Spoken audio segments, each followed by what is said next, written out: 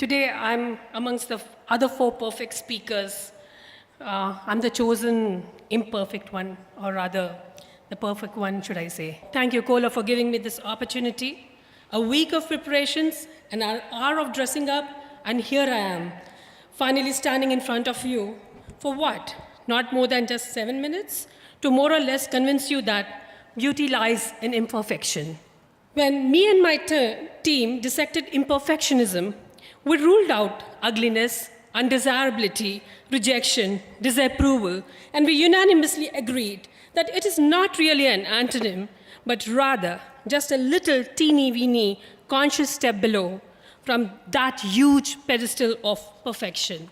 Let me start by taking you all to my journey in life with perfection factor. I belong to a Gujarati family, and my mother was keen on getting us to make perfect round chapatis, and she insisted on it. Hence, my saga of perfection subconsciously started at the age of 12, sadly bringing in a huge rebel in me. To me, standing here today, it is not really a debate between perfection and imperfection.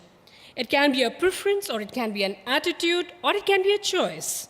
Now, the dictionary defines imperfection as a state of being faulty or incomplete. Really? So let's explore imperfections in our regular lives. Walking into a room, my nose takes in the first steps inside before me. I can't lie. I have had my moments of insecurity about my snoot. I've also wondered if I should get it fixed. But I'm willing to bet that 6 months on the track, I'd find something else imperfect to fixate on. But you know what? As humans, the need to strive for perfection is ingrained in us. You can see it in the way we look up to successful people. We idolize sports personalities, CEOs, politicians, or even architects from our own fraternity. But imperfection is beauty.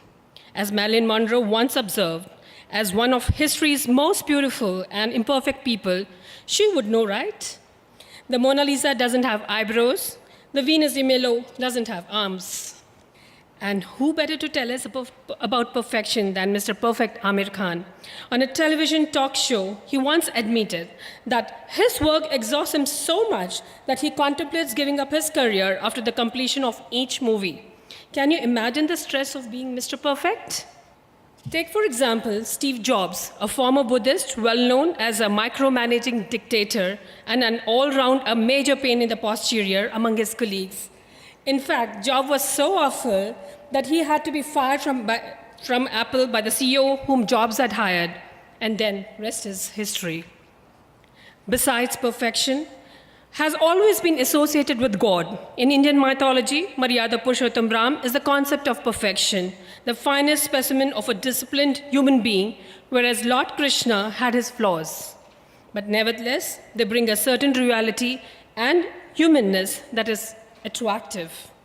The convictions from the past history have challenged the present with religious and cultural beliefs, and these beliefs, which in more than one way proved its imperfection today. The universe had its own plans, and there is no permanency to it. And this has been proven time and time again to us. Dharavi, the largest slum in the world. On one side, it haunts Mumbaikars, but on the other, there are a set of interesting working hard to preserve it. It's a heart of Mumbai and has retained its emotional and historical connect along with its context, that is, geographically, psychologically, and spiritually with Mumbaikars. The Roman Emperor Marcus Aurelius once pointed out that figs slit open deliciously when almost overripe, and in a peculiar way excites a desire for eating it. So basically, it's the imperfection that stimulates the appetite. The Japanese have embraced this concept. They call it wabi-sabi, which has no literal English translation. It is the art of finding beauty in imperfection, of valuing real, raw, gritty authenticity over technical perfection. It is a term rooted in the idea of simplicity and imperfection. For thousands of years, philosophers, mathematicians, and artists have tried to explain the language of mathematics.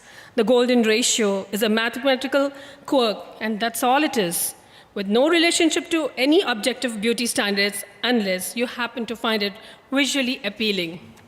In the past, They tried making everything smooth, symmetrical, whereas today, we try to make everything rough and asymmetrical in spite of all the technology that's available. They covered ceiling beams, we exposed them. Basically, smoothness is out and roughness is in. But let's get practical here. How can we all inculcate more wabi-sabi into our lives and foster it in the lives of those around us? Perhaps we should start accepting and embracing our siblings, our partners, friends, and families the way they are. The great philosopher Bob Ross once said that in his world there are no mistakes, only happy accidents. Perfection is unattainable, but aim for it, you may hit great. That pretty much summed up my work mantra. You know, but maybe I do not know where to stop perhaps. Here is an interesting thing that happened once at my office. My office was working on a project parametric detailing of some kind, and the design wouldn't come out as I had expected, and I was getting really impatient. One of my team members who was working on it came to me after 6 corrections of the same design and told me, "Forget it, ma'am, you're too perfect, and I can't handle it." And she quit. It was shocking. And wasn't it just yesterday that I was just trying to make a round chapati? With this, I conclude. The idea of perfection may seem appealing, but I like the idea of my imperfections being a part of my overall package. Not just my appearance, but who I am as a person. I may not like my nose or my deep-rooted insecurities, but I like me. And if my nose and my insecurities make me, so be it. Thank you.